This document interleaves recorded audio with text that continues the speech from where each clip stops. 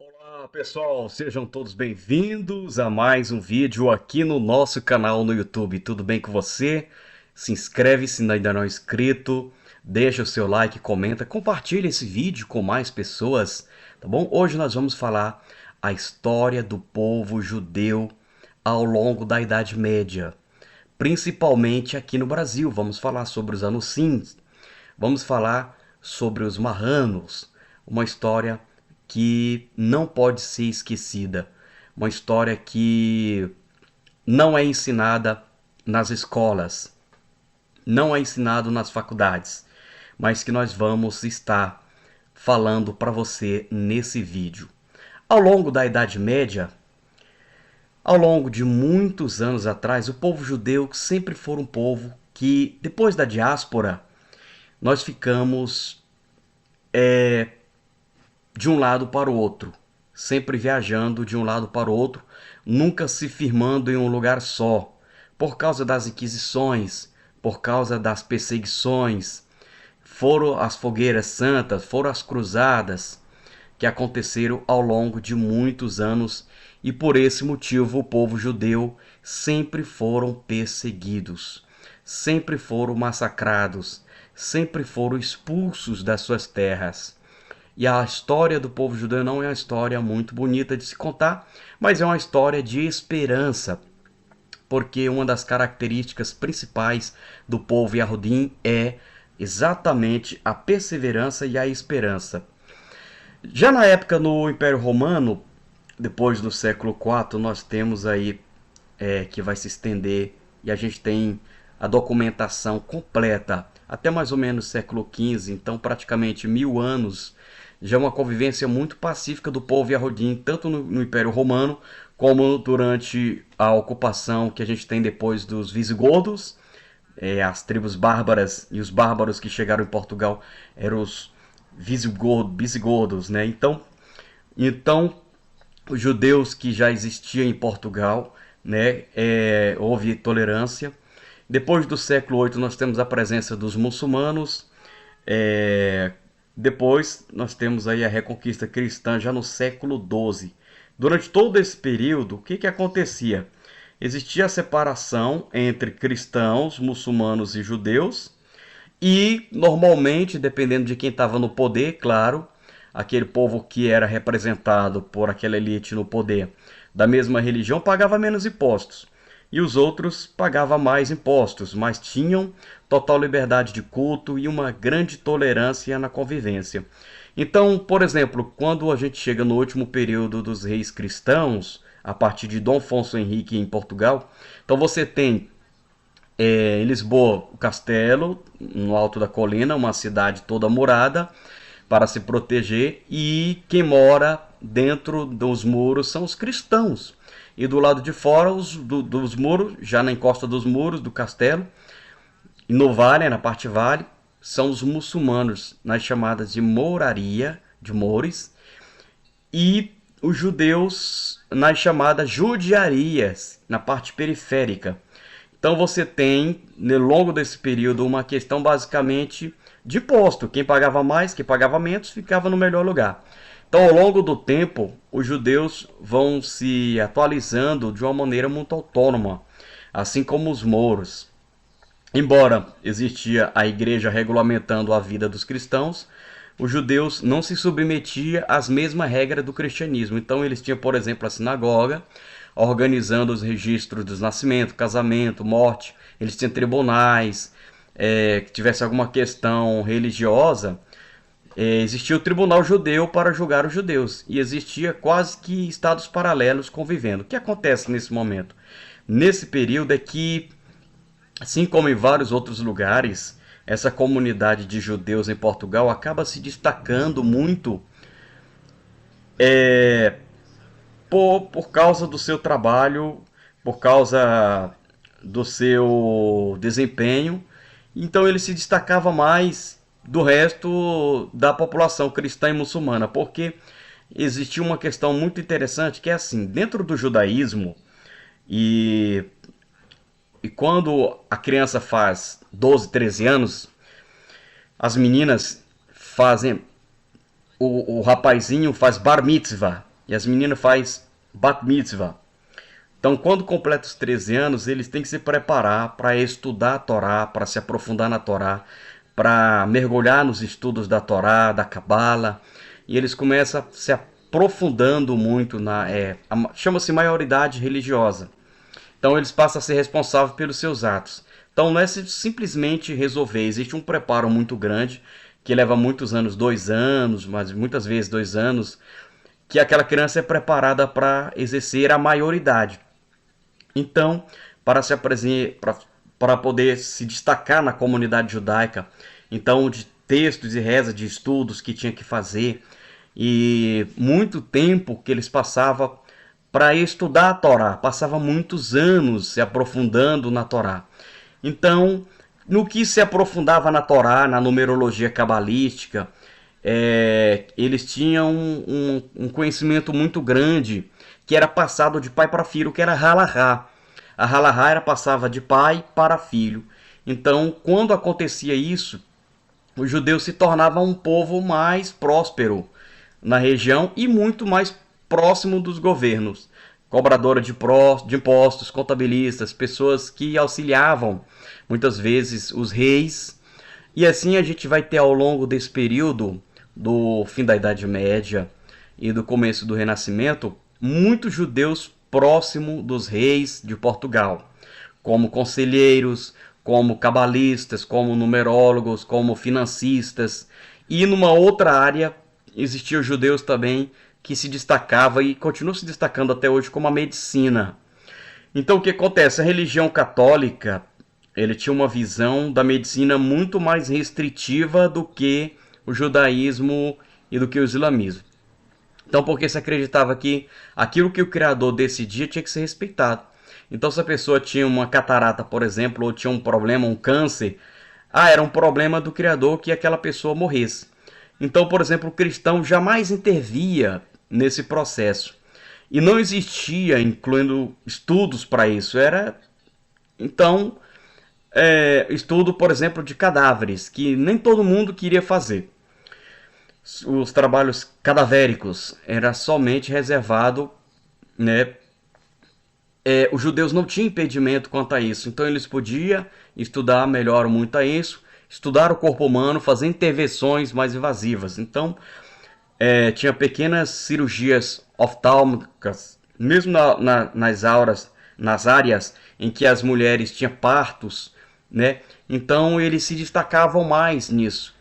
Então, já existia nessa época, não vou dizer que uma inseminação artificial, mas existia técnicas que o povo judeu usavam para as mulheres engravidar. Pequenas intervenções ortopédicas que os judeus já faziam. Então, com isso, eles iriam se tornando pessoas muito procuradas quando alguém precisava do trabalho deles. Então, mesmo que o povo fosse cristão ou muçulmano, jamais eles abririam mão do povo judeu, porque os judeus eram os melhores médicos. Então hoje você tem aí vários hospitais, né? Vários hospitais. Você tem hoje o Albert Einstein, que é um hospital de primeira linha, de primeira categoria, muitos médicos renomados, muitos judeus renomados, médicos lá em São Paulo, né? Então os melhores estão lá no Albert Einstein, no Brasil. Então eles já vinham trazendo isso há muito tempo e colocando isso em uma pauta muito importante ao longo de muitas gerações. Então toda essa citações harmônica, tolerante, religiosa, vai acabar por volta de 1400, no começo do século XV. Nós temos uma situação em que Portugal e Espanha começam a se destacar no cenário europeu, começam a ter os primeiros investimentos nas navegações, primeiro no Mediterrâneo, Portugal, por exemplo, as ilhas. Então a gente tem aí Ilha da Madeira, Cabo Verde, as Ilhas Açores também eram descobertas. Então isso se expandia até a Copa da África e da Ásia e outras partes. Nesse momento, junto com as navegações, nós temos o processo que a Espanha está tentando se livrar da dominação moura. Portugal já tinha resolvido esse assunto antes, mas a Espanha foi um pouco mais tardia. Então vai ser nesse momento em que nós temos aí os famosos reis católicos, Fernando de Aragão e Isabela de Castela se casam, e com isso a Espanha se torna muito mais poderosa. E para conseguir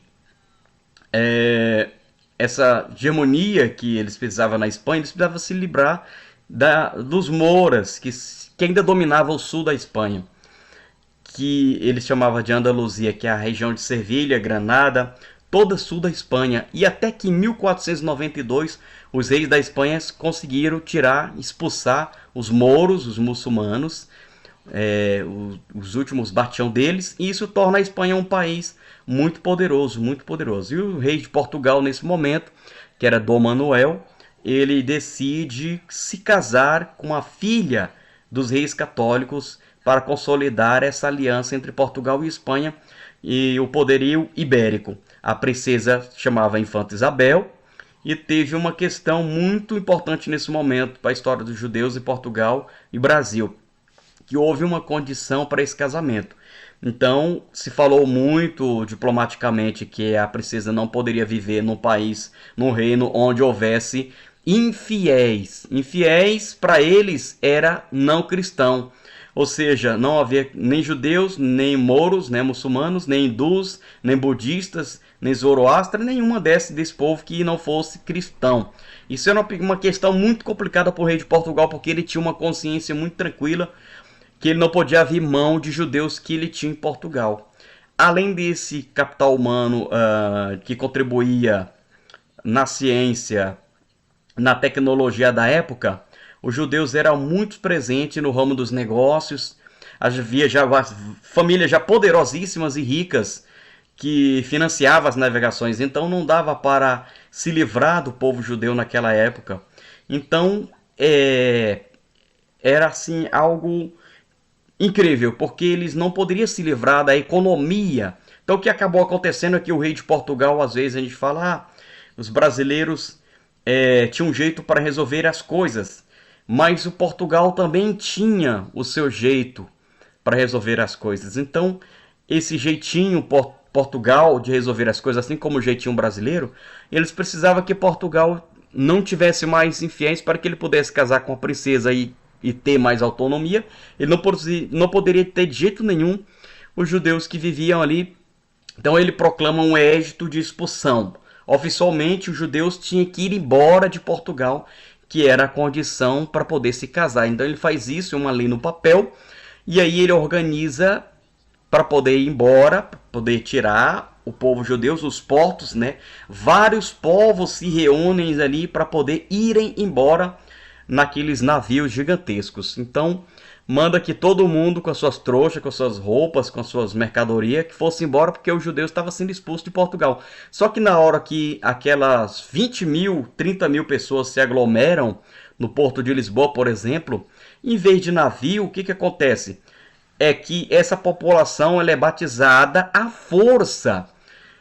Os padres saíam batizando, jogando água benta nas pessoas à força, jogando água benta e batizando aquelas pessoas à força, e falando, todo mundo, o problema está resolvido, a gente não tem mais infiéis no reino, não temos mais judeus no reino de Portugal, todos agora são cristãos.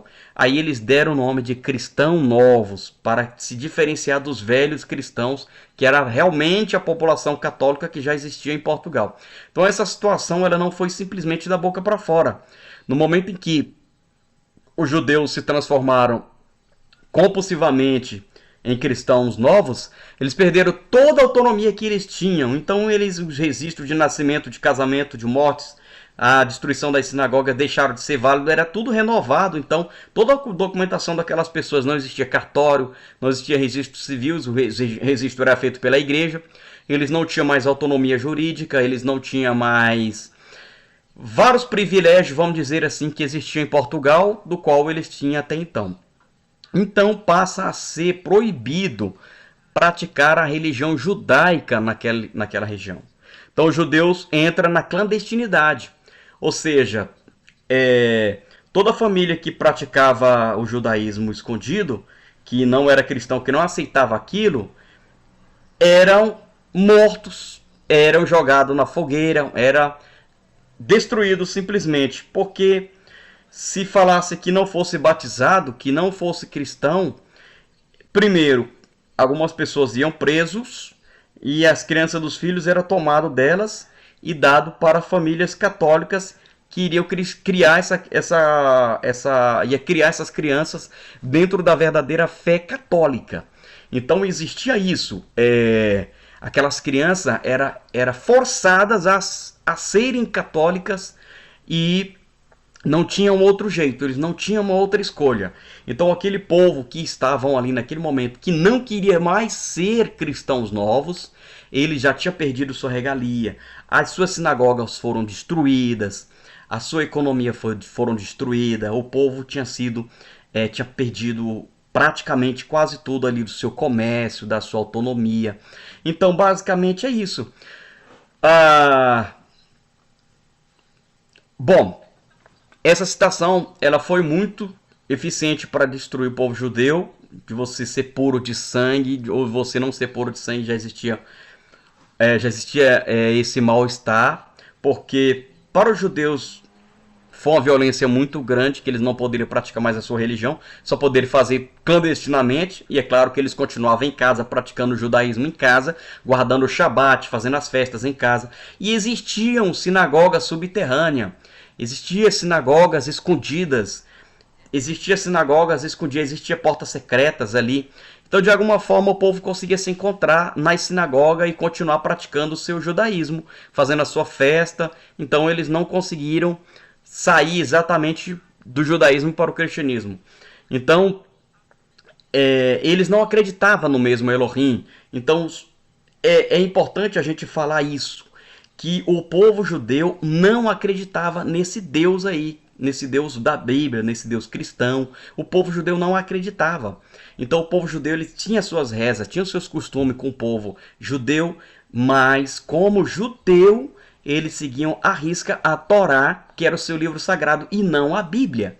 Então eles tinham como mais sagrado o seu livro sagrado, como a Torá e o Taná, que não é a mesma coisa que a Bíblia, e eles tinham isso como algo muito especial para o povo judeu.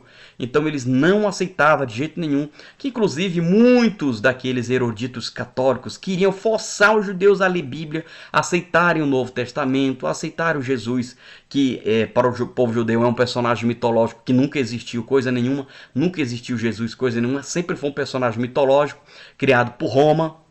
Então, eles foram forçados a aceitarem, a ler o Novo Testamento publicamente. Começou ciclicamente uma seca muito grande, e com a seca, as plantações não conseguiam suprir as necessidades de alimentos. Então, as pessoas começaram, então, a passar fome. E essa tensão foi crescendo e a igreja acabou caçando bode expiatório para botar culpa, né? E eles botavam a culpa na fome, da seca, era dos judeus. E dessa epidemia era a ira divina, ou seja, o Deus deles estava insatisfeito com os portugueses, porque haviam entre a comunidade religiosa, entre os fiéis, muitas pessoas que não eram realmente fiéis e tementes ao Deus dos cristãos. E por causa disso, eles caçavam alguém para colocar culpa. Eles tinham a questão da seca, da fome, da peste, de tudo, de coisa que acontecia na cidade, principalmente a questão econômica. Então as tensões foram piorando até que um dia foi a gota d'água. Então eu tenho aqui um vídeo, eu vou mostrar para você o lugar onde aconteceu, em Lisboa, para vocês conseguirem entender o espaço em que isso ocorreu, porque a igreja onde tudo isso aconteceu e o lago onde tudo aconteceu ainda existe. Parecido como era na época. Em 1919, 1506, estava acontecendo uma missa e eles tinham que rezar. 19 de abril de 1506, essa missa estava acontecendo e os cristãos novos tinham que comparecer na missa e saber rezar, e rezar o Pai Nosso, e pelo menos da boca para fora era que eles, os católicos, esperavam. E estava tendo aquela missa numa igreja muito grande, que é a maior igreja que existia na época em Lisboa, onde aconteceu todos os casamentos, onde as festas aconteciam, e a igreja estava lotada. E aí aconteceu o seguinte, uma coisa simples, mas que no momento teve um impacto muito grande. entrou um raio de sol e bateu na imagem do Jesus, lá no altar. Ficou bem na imagem de Jesus e teve um brilho. E alguém gritou: é um milágre, olha, Deus vai salvar, a seca vai acabar, a fome vai acabar. E todo mundo ficou muito autônomos. E o povo ficou muito preocupado e aquele sol batia no rosto do personagem Jesus que estava lá na parede. E aí um judeu falou: mas que coisa é essa? É o sol que está batendo lá, o sol está batendo na cabeça do personagem Jesus. Não tem nada de milagre, não tem nada de coisa sobrenatural, coisa nenhuma. Olha lá, o sol está vindo pela janela e está batendo na testa do personagem Jesus. Não tem nada de milagre, não tem nada disso. Então,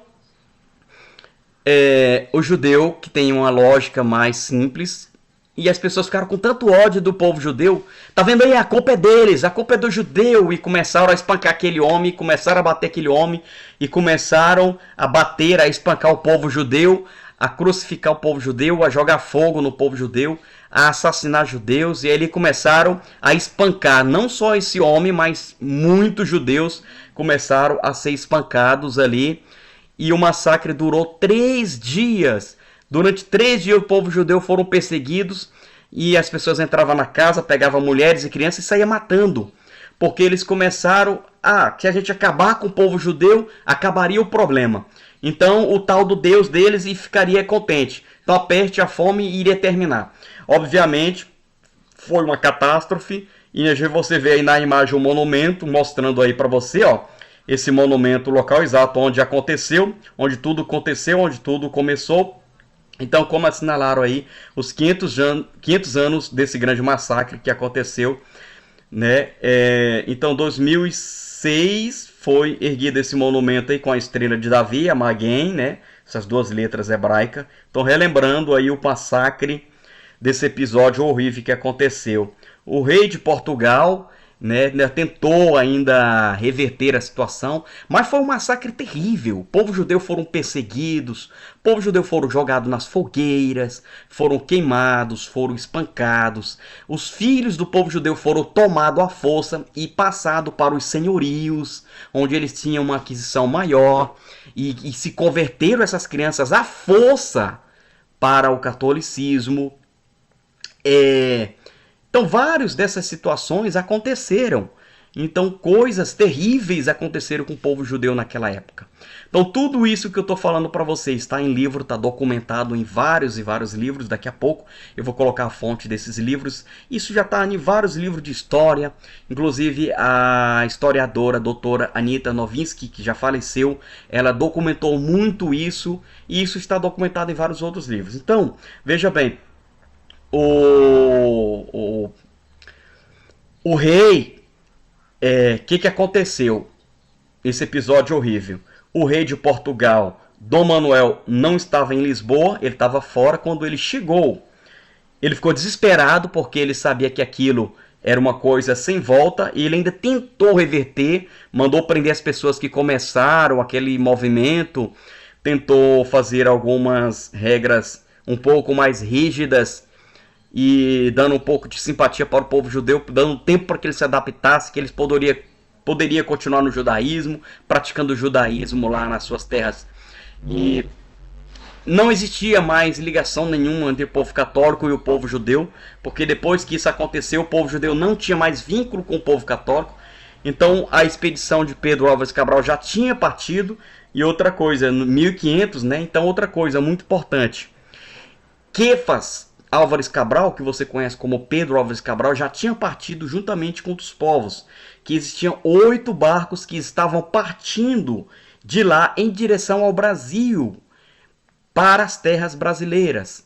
Kefas Álvares Cabral, ele já estava vindo, trazendo vários judeus para o povo brasileiro, para o povo que já existia aqui no Brasil. Então, essa história de descobrimento do Brasil é uma grande mentira, é uma história muito fantasiosa, que não existiu de verdade. Pedro Álvares Cabral não descobriu o Brasil, na verdade ele trouxe os judeus de Portugal para o Brasil, tá?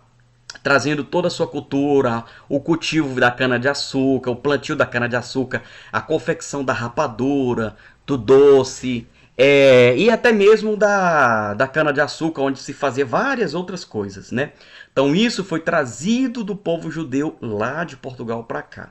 Então vale a gente lembrar que eu, por exemplo, a minha família veio de Toledo.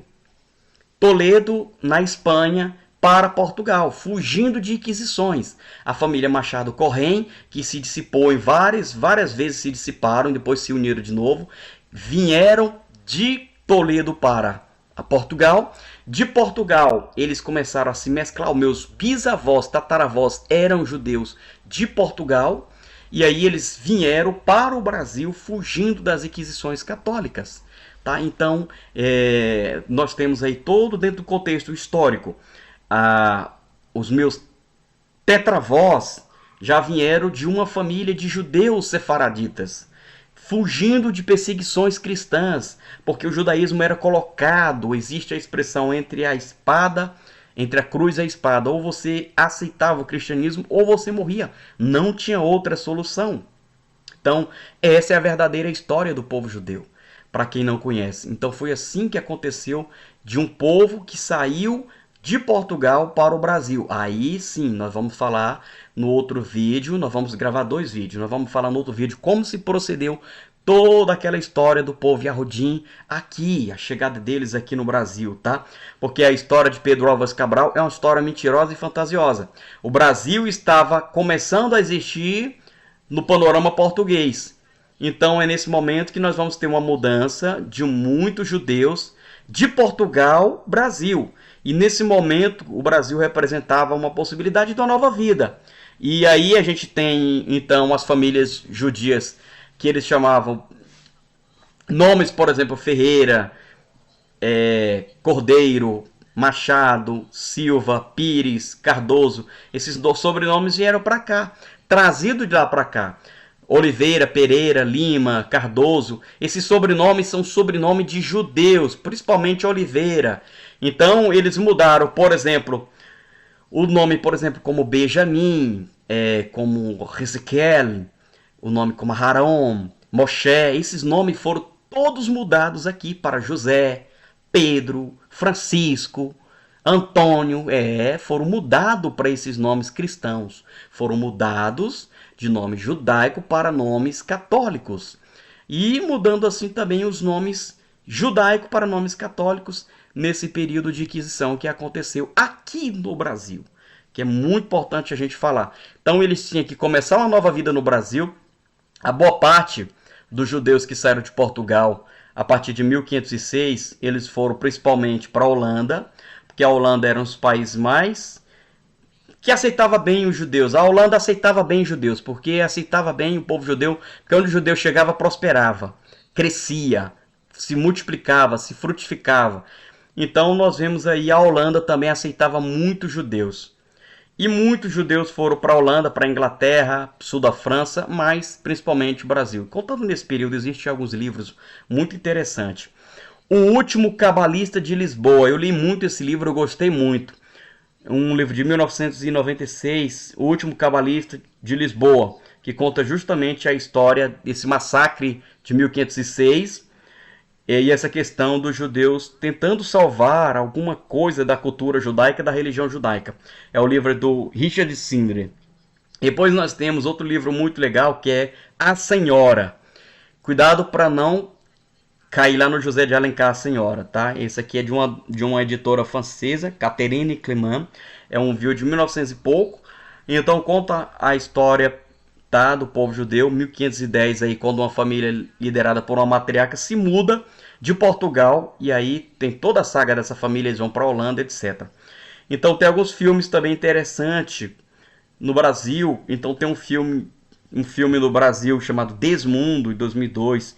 Esse filme é muito bom, que conta um pouco a história do povo Anocim, dos marranos, das pessoas que chegaram aqui no Brasil.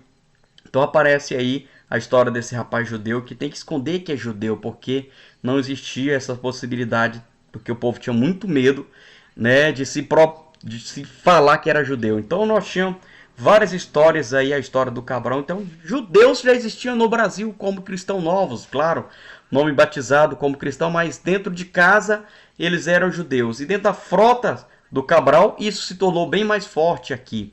Por exemplo, o Fernando de Noronha, ele era um cristão novo, ele era um judeu, que se envolveu no desenvolvimento e na venda de pau-brasil, tá? Então, por exemplo, você tem o nome Pará, que significa vaca no hebraico, né? Pará, a história do Pará foi toda uma história criada, edificada pelos marrocos, né? Há muito, muito tempo atrás, os judeus já existiam lá no Pará, judeus marroquinos, tá? Então, eu quero dividir esse vídeo em duas partes e na próxima quinta-feira nós vamos estar colocando a segunda parte desse vídeo, onde você vai estar aprendendo tudo e um pouco mais sobre a história do povo judeus aqui do Brasil, judeus de Portugal, judeus do Brasil. Também vou contar um pouco mais sobre a minha história, Machado Corrêa, vou contar um pouco mais da minha história para vocês. Tá bom? Obrigado por assistir até aqui, deixe o seu like, se inscreva no canal se ainda não é inscrito e até a próxima. Tchau, tchau.